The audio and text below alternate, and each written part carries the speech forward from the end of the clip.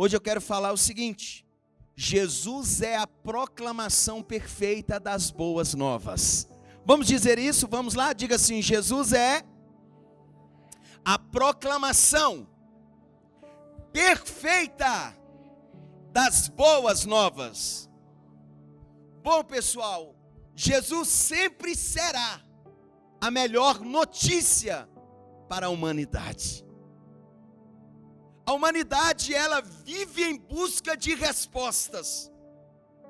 Todos nós corremos atrás de respostas. O mundo, as pessoas vivem um corre-corre desenfreado, buscando respostas.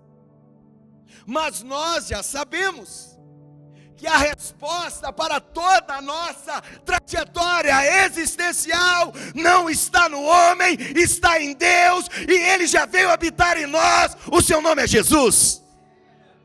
Uau, você está aqui? Diga amém. Sabe, boas novas, escute, não tem nada a ver com bons conselhos. Bons conselhos é uma coisa, boas novas é outra. Dizem que boas novas é o evangelho. Eu digo que as boas novas é a palavra de Deus proclamada aos homens. Então, quando eu olho para esse livro, quando eu olho para a Bíblia, quando eu paro para ouvir a voz de Deus, quando eu paro, sabe, para escutar um direcionamento que vem do Pai, isso é uma boa nova. Isso é uma boa notícia. Sabe, às vezes nós queremos evangelizar pessoas, dando bons conselhos. E aí a gente diz assim, por exemplo: se eu fosse você, não fazia isso. Eu acho que isso está errado. Isso não tem nada a ver com boas novas. Isso tem tudo a ver com um conselho pessoal, particular. Olha, eu acho que isso está errado. Eu acho que você deve parar com isso. Você precisa mudar isso. Você está agindo errado nessa situação. Ei, escute, você já reparou que os nossos bons conselhos são baseados naquilo que não fazemos? E automaticamente, se não fazemos, somos melhores do que aqueles que estão fazendo aquilo que é contrário a nós. Então, quando nós pensamos assim, quando nós agimos dessa forma, aconselhando pessoas segundo aquilo que nós não praticamos, nos tornamos o Jesus, nos tornamos um Deus, porque nós queremos pavimentar um caminho, nós queremos apontar um destino. Sabe, bons conselhos não são baseados em Deus, bons conselhos são baseados na nossa própria justiça, nas nossas próprias práticas. Pastor, eu não posso dar um bom conselho? Claro que pode, não estou dizendo isso. O que você não pode é tentar converter alguém a Cristo pelos seus bons conselhos, porque a palavra sempre foi o caminho para voltarmos para o Pai. Mas não é a sua palavra, não é a minha palavra, é a palavra de quem? De Deus. É a palavra de Cristo Jesus. Sabe, quando nós vivemos essa prática de bons conselhos, nós nos tornamos orgulhosos, orgulhamos da nossa nobre conduta. Geralmente, quando não cometemos algum tipo de besteira, nós nos orgulhamos. É mais ou menos como a mensagem ministrada domingo passado: a igreja dos fariseus, dos hipócritas, e a igreja dos pecadores. Então, automaticamente, quando vivemos a dar conselhos bons para as pessoas, quando nós achamos que estamos em um patamar elevado, nós nos tornamos orgulhosos. E isso, eu não sei se você sabe, pessoal, também é pecado. É maldito. Pois nós não podemos confiar na nossa própria justiça. Você não pode se gabar da sua autossuficiência. Porque todos nós, para ser bem simplório na explicação, somos farinha do mesmo saco. Somos iguais. Se você não erra aqui, você erra ali. Se eu não erro ali, eu erro aqui. Ou tem alguém perfeito aqui no nosso meio? Deixa a gente te ver, cara. A gente está doido para te beijar. Não? Sabe, quando agimos assim, anulamos a eficácia do Evangelho. Quando agimos assim, nós reduzimos a preciosidade e o poder das boas novas. Quando agimos assim, olha para cá, tornamos insuficiente a cruz de Cristo. E a cruz de Cristo é suficiente. Jesus é suficiente. Amém? Você compreende isso, sim ou não? Então, não tem nada a ver com aquilo que eu faço de bom, mas tem tudo a ver com aquilo que já foi feito por Jesus Cristo, o nosso eterno Salvador. Vamos lá, aplaude Jesus aí, alguém.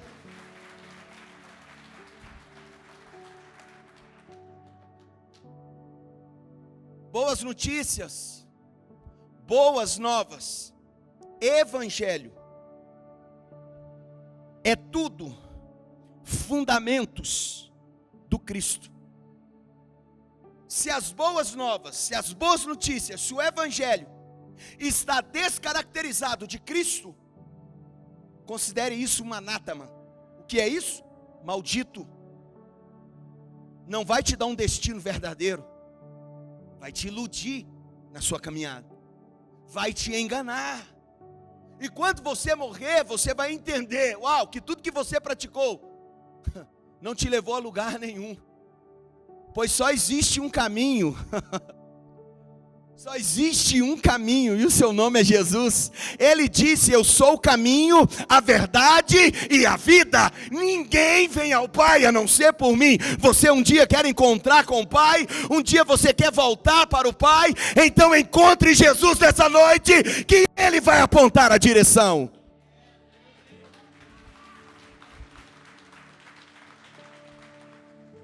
Cara, você precisa entender que o mundo não precisa de bons conselhos. O mundo precisa de Jesus. Você já notou que todos os governos que entram em vigor, eles criam conselheiros? Você já viu que existem conselheiros para esse tipo de situação, conselheiros para esse outro tipo, conselheiros para aquilo, conselheiros para aquilo outro? Peraí!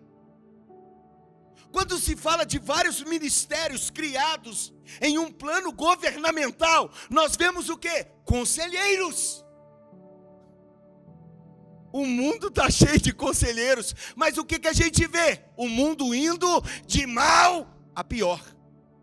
Porque todo conselho é sobre mim. Todo conselho humano tem uma segunda intenção. Todo conselho humano, ele quer nos desviar do verdadeiro sentido, do verdadeiro foco. Todo bom conselho se torna um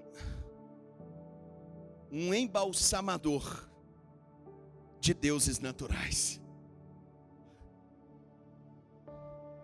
O mundo não precisa do seu ponto de vista.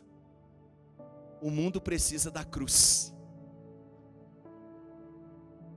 Os seus amigos não estão precisando do seu ponto de vista. Os seus amigos precisam ver a cruz de Jesus em você.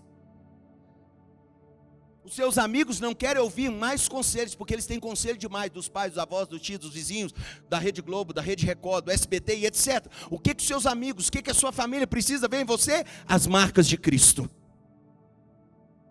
Aí sim, você se torna parte desse evangelho precioso, sendo proclamado sobre a terra dos homens. Sabe, eu quero ler com vocês Mateus capítulo 1, versículo 23, por gentileza.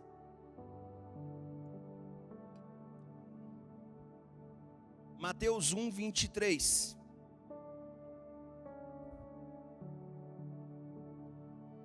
A virgem ficará grávida e dará à luz um filho, e lhe chamarão, que significa, o que Emanuel significa? Sabe, o escritor chamado Mateus, ele entendeu de fato quem era o Cristo. Ele entendeu de fato quem era o Messias. E ele agora escreve a uma classe, sabe, judaica. Ele volta o seu evangelho, o seu primeiro evangelho do Novo Testamento para os judeus. E quem são os judeus? Cara, os judeus nesse tempo altamente religiosos, altamente envaidecidos pelo seu conhecimento. E agora vem Mateus e escreve assim, o que o profeta messiânico escreveu, Isaías. Isaías falou sobre isso. Isaías, ele está repetindo o que o profeta Isaías escreveu, falou. Então ele quer ratificar, ele quer validar, ainda que não precisasse, mas ele quer trazer a memória, ele quer trazer a clareza sobre quem de fato é Jesus. Quem é Jesus? Diga comigo, Emanuel. E o que significa Emanuel? Diga comigo, Deus conosco.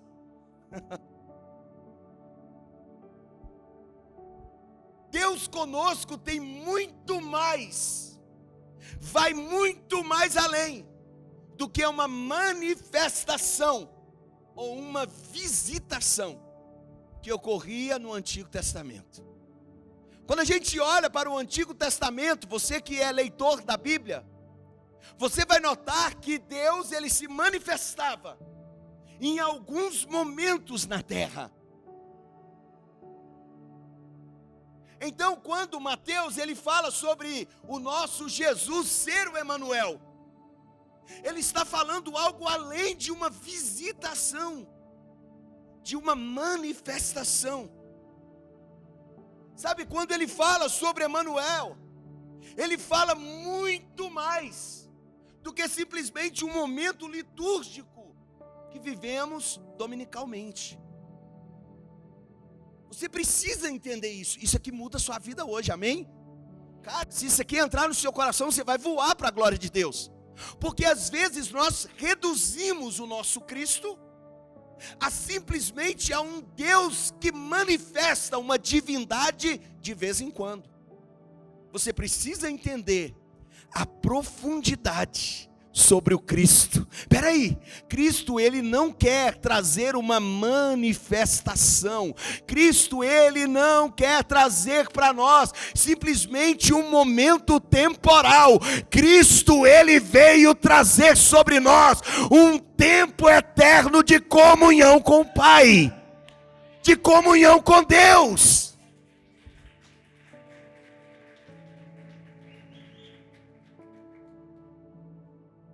Sabe, Emanuel, Deus conosco, é a máxima expressão do coração do Pai. E o que é essa expressão? Expressão fala de desejo. Expressão fala de uma intencionalidade, de uma vontade. E quando a gente olha para o Cristo e o vemos como Emanuel, que é Deus, entendemos que o plano sempre foi Deus habitar entre nós. É nós que distanciamos Deus.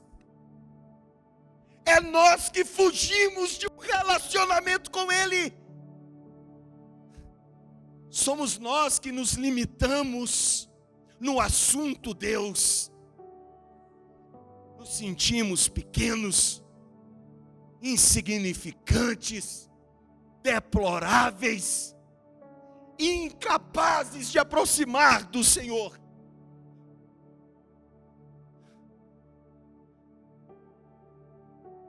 Mas o sonho do coração do Pai sempre foi ter uma mesa, porque Ele é um pai de família. Ele deseja que eu e você se assente na mesa com Ele, olhe nos seus olhos e diga: papai, eu estou aqui. Mas tudo vai nos afastar, tudo vai nos distanciar de Deus. Às vezes você pensa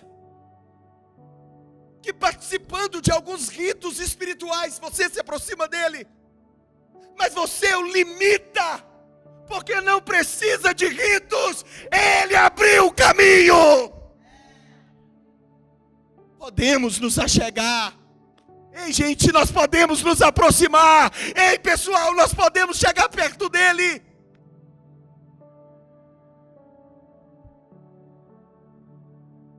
Pastor, isso é para quem? Para toda a humanidade. Pastor, eu sou o pior dos piores. Bem-vindo ao time.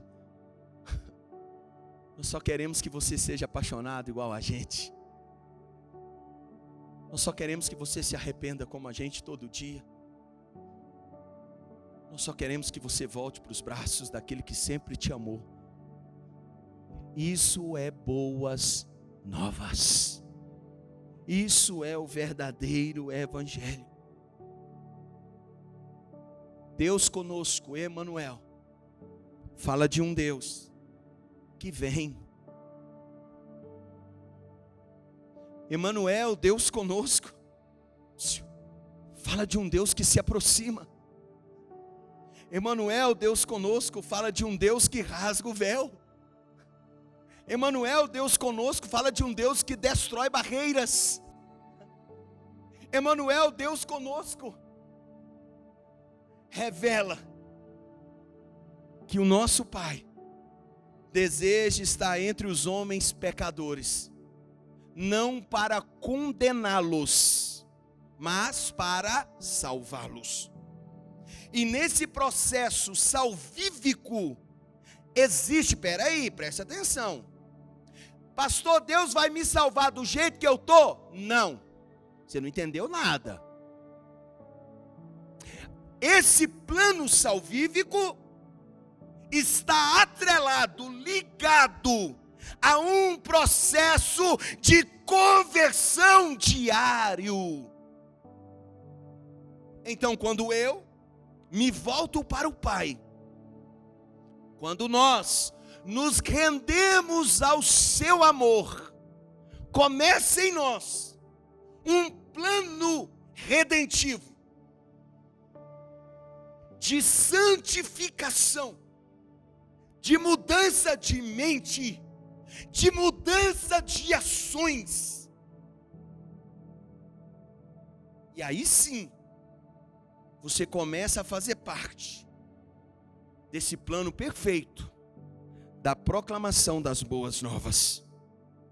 Porque aí quando alguém olha para você, não precisa você falar muita coisa, porque eles vão ver Jesus em você.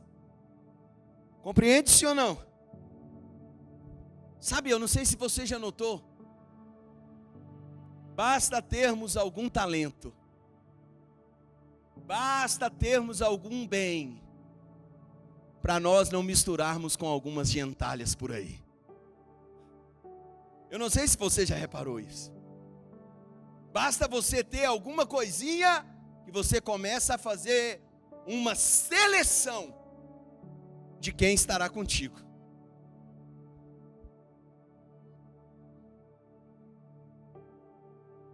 Pensa agora, se você fosse um Deus, uau, onde você estaria neste exato momento?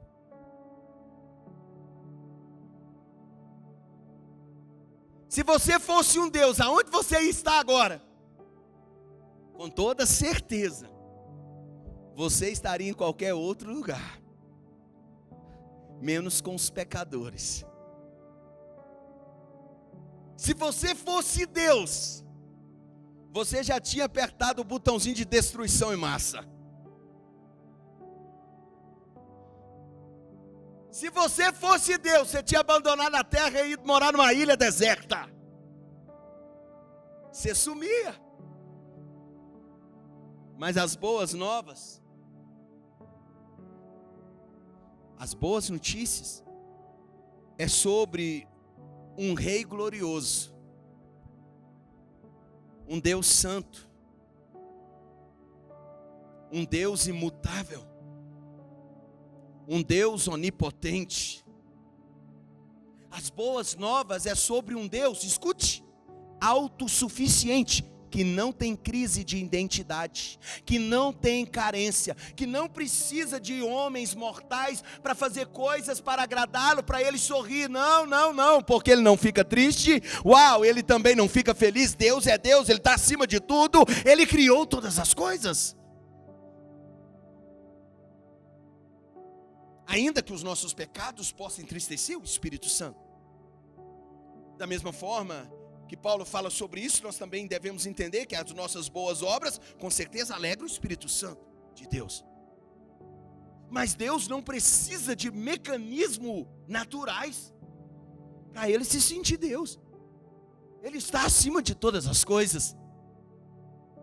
No meio da pandemia, alguém me perguntou, nem lembro quem, pastor, aonde Deus está agora? Eu disse, no mesmo lugar de sempre, assentado num alto e sublime trono, regendo toda a terra. Mas a gente pensa que Deus só está quando as coisas estão boas. Quando as coisas ficam feias, nós pensamos que Deus se ausentou. Mas quando eu olho para as boas novas, eu entendo que um rei eterno sai do seu plano existencial, vamos dizer assim, e ele entra agora dentro de um plano existencial temporário. Porque eternidade não tem ligação com temporalidade.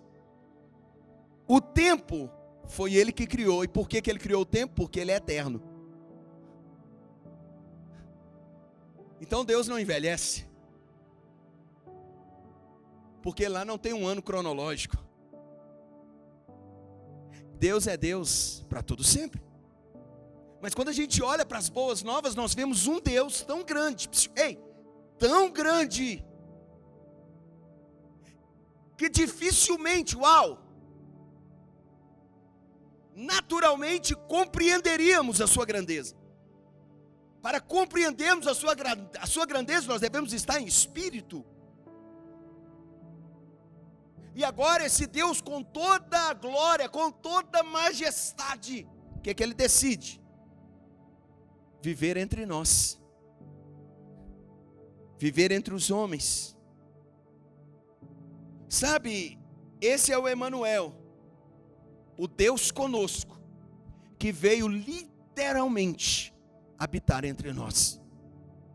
Por que isso é um escândalo para os judeus? Por que isso é uma loucura para os gregos? Porque Deus, um ser tão divino, habitar entre meros mortais, padecer, sofrer, chorar, ter sede, isso é uma loucura.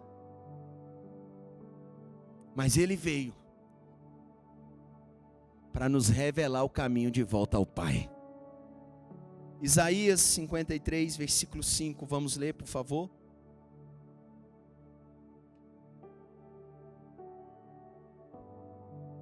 Isaías 53, 5. Mas ele foi transpassado por causa, só quem está vivo, vamos lá, mas ele foi transpassado por causa, ele foi esmagado por causa das nossas, o castigo que nos trouxe a paz estava sobre ele, e pelas suas feridas fomos curados, sarados. A manifestação do Emanuel é a manifestação de um plano que sempre existiu, desde a fundação do mundo, nos aproximar, nos levar de volta para Deus. Sabe, as boas novas se refere ao Cristo, ao dono da vida que se abdica dela e ama a morte. Por quê, pastor? Porque na sua morte nós vivemos. Porque na sua morte um preço foi pago.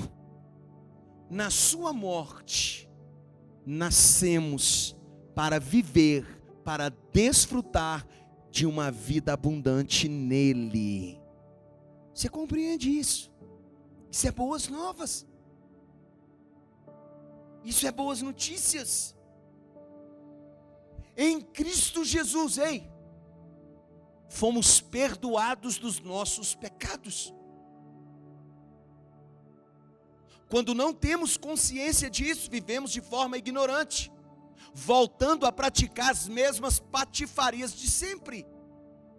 Espera aí, se alguém veio, pagou o preço no seu lugar, se alguém morreu no seu e no meu lugar, se alguém pagou a dívida que nós tínhamos, porque todos nós estávamos condenados à ira de Deus, que vai descer sobre a terra. Todos nós estávamos condenados, sentenciados ao inferno. Essa semana o reverendo, se eu não me engano, Nicodemos, Augusto Nicodemos, ele falou algo que o pastor Mateus pregou aqui quarta-feira. Muitas vezes nós dizemos: Deus me dá o que eu mereço. E o pastor Mateus destrinchou isso aqui quarta-feira.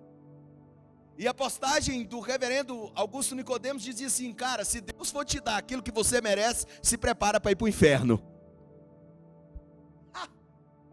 Porque às vezes a gente acha que merece coisa boa, porque nós somos bonitinhos, cheirosinhos, somos parecidos com ursinho carinhosos. A gente é uma bondade em pessoa. Meu Deus, nossa, eu acho que você está pegando até meu suor agora para fazer remédio. Você está doido, eu sou um poço de bondade. Não. Você é ser humano, cheio de falha. Fedemos, temos odor do pecado. Por isso que nós voltamos para Ele, porque Ele é o único que pode purificar as nossas vestes. Ele tem o sangue que nos lava, nos purifica e nos perfuma agora com um novo aroma. E esse aroma é o aroma de Cristo, é o aroma perfeito da salvação, e nele somos redimidos eternamente.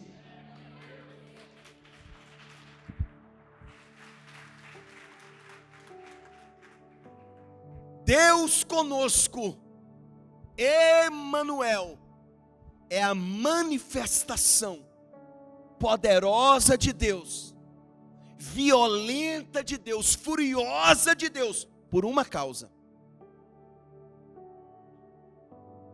Confundimos tudo aqui, preste atenção. A gente acha que Jesus veio ao mundo para nos dar uma casa, a gente acha que Jesus veio ao mundo para nos dar um carro zero, a gente acha que Jesus veio no mundo para nos dar uma namorada, um namorado. A gente acha que Jesus veio no mundo para resolver os nossos problemas que nós causamos por causa da nossa burrice. A gente acha que Jesus veio no mundo para trazer alívio. Eu estou tão tristinho, vou tomar uma dose de Jesus. Uau, fiquei feliz. Não, você confundiu tudo.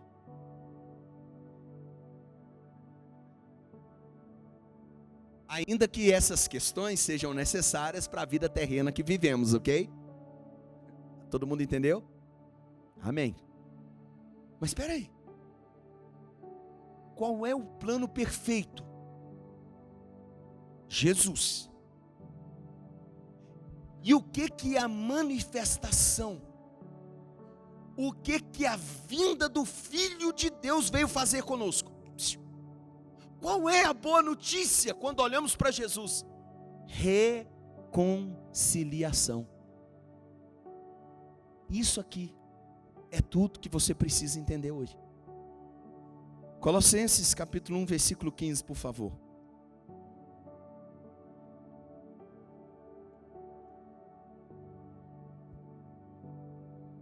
Colossenses, capítulo 1, versículo 15. Ele é a imagem, o primogênito de toda a criação. Primogenitura fala de quê? De primeiro. Então, antes que houvesse anjos, arcanjos, querubins, serafins, seres viventes,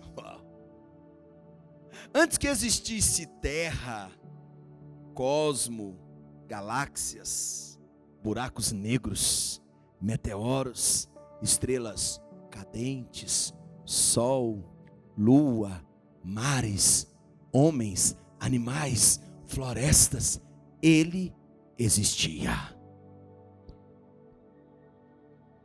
Versículo 16. Agora choca você. Pois nele.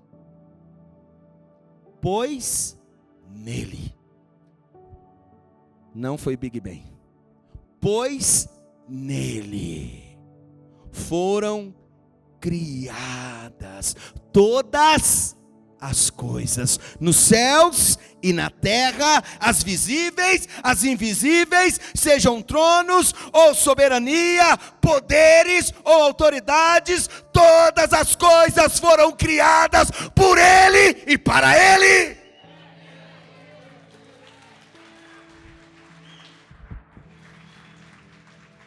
Aqui está uma chave de mudança de mentalidade. Aqui está um segredo para a sua evolução como cristão. Viver na dependência daquele que tem tudo. Se você viver na dependência daquele que tem todas as coisas, uau, fique tranquilo que não vai faltar nada para você.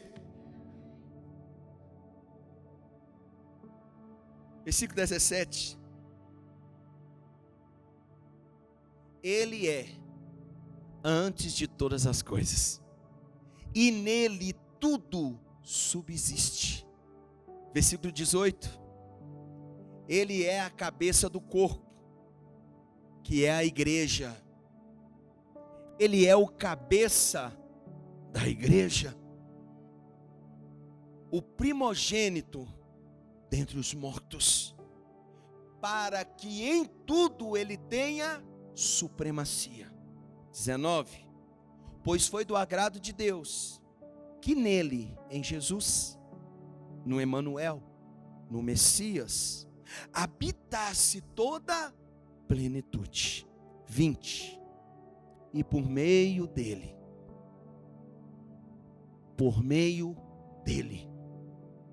reconciliasse consigo todas as coisas, tanto as que estão na terra, quanto as que estão nos céus, estabelecendo a paz pelo seu sangue derramado na cruz.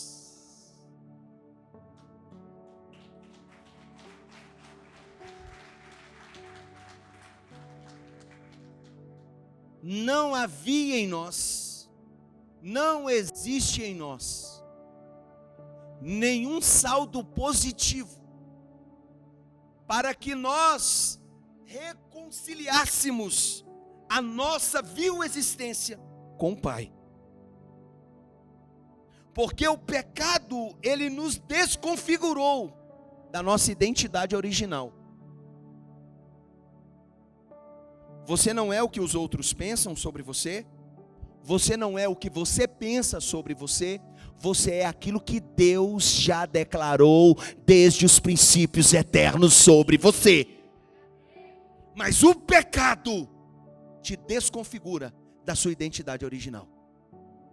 E quando há uma descaracterização de identidade, uma desconfiguração de identidade, nos tornamos órfãos.